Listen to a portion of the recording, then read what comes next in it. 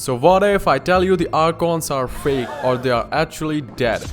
Surprise, right? So I came up with a theory last night, and yeah, in today's video we will discuss this theory. So now let's start. So my crack theory is that the current Archons that we have encountered and we will encounter throughout the main story of Genshin are not the 7 themselves. Well, hear me out on this. So aside from the Archon War, the Cataclysm which happened 500 years ago was the event that shook the integrity of Teyvat. It had profound impacts, enduring ones to say the least. Even up to the present, Durin wreaked havoc on Mondstadt. The situation in the chasm was dire. Makoto and the former Dendro Archon died, and the Savitsa's ideals changed. The pressure was on the 7 to protect their people back then, and when the traveler brings the topic in a conversation, such as in the second acts of Zhongli and East Story Quest, it leaves a bitter taste and mood, since the Archons who are supposed to provide information are seemingly quiet about it. Zhongli was bound by contract to keep his silence. Yi was overwhelmed with grief over the loss of a sister, that she didn't bother to ask any further about what had taken place. How come that they weren't able to give any useful information to the traveler, or even minor details? The answer can be simple. The reasons for keeping quiet are mere alibis, or you can say excuses, which serve to hide the fact that the 7 had already died 500 years ago during the Cataclysm. The 7 except for one, and yes, I am talking about a suspicious, wine-loving bard and animo Archon from Mondstadt, Venti, who can change his likeness, sleeps a lot and usually absent from Mondstadt. I would like to emphasize his ability to change his appearance, because he was the one who we met at Luili Pavilion. Until witnessing the exchange of the Gnosis with Signora under the guise of Zhongli, he was the one who we faced during the vision hunt ceremony, where the 100th vision was to be supposedly obtained, until we confronted each other in the plain of Ithomia as the Raiden Shogun and Yi. However, the Zhongli who accompanied us in Nantianmen confronted Azdaha and refused to tell us about the Cataclysm was already a stimulation. Subsequently, the Rex Lapis and Zhongli that the people of Liyue knew for 500 years after the Cataclysm was only a stimulation. In Inazuma, the E that we accompanied during the battle with Shogun and told us Makoto's story was already a stimulation, thereby making the Shogun that Inazuma's people knew for 500 years ago after the Cataclysm to be such that. So how do I come to this conclusion? The absurdity? Well, we are already familiar with other theories, such as the animo Gnosis obtained by Signora as a counterfeit one, and that certain Gnosis are already with the Savitsa. To give my take on this, my theory supports the thought that Venti still has the actual animo Gnosis, while the animo Gnosis obtained by Signora is indeed fake, purposely so, not just to deceive Signora, but to deceive the traveler as well. This gives the traveler motivation to seek the other Gnosis along their journey, thus an opportunity to meet the other Archons in hope of being united with their sibling, at least in the traveler's perspective. The twist here is that while the Harbingers are out looking for the Gnosis, they are unaware that the exchangers are just a ploy by the Savitsa, or the one assuming the Savitsa's likeness. But why provide the false Savitsa with some of the Gnosis if she could have all the Gnosis already to begin with? Well, yes, the false Savitsa has all the Gnosis except for the queen piece, Venti's. Unfortunately for the false Savitsa, who is unaware, Venti has already overseen all of this, being a bard who knows the songs of the past, present and future, and who has close ties with the Isoveth, the god of time, as Barbatus, and while channeling the likeness of the other Archons, he has given the Harbingers the false Gnosis, precisely because he knows that the false Savitsa had already obtained all of them except his, and the false Savitsa doesn't know yet that the animo Gnosis obtained by her Harbinger was false. However, we arrive at a contradiction. If the false Savitsa has all the actual Gnosis excluding Venti's, why she's still playing this game with him, answering the Harbinger's Archon Gnosis exchange that takes place during the Archon quest? So the answer to this question lies in the traveler. The false Savitsa, whoever it may be, is considering using the traveler as a pawn, but Venti as Venti specifically chose the traveler because he knows that once the traveler confronts the Savitsa, unknowingly that it isn't the Savitsa at all, the traveler will be able to retrieve the real Gnosis along with Venti's Anemo-Gnosis. What would then be the use of the complete set of the 7 Gnosis? It's still a big question. So aside from their chess-inspired constitutions, it is highly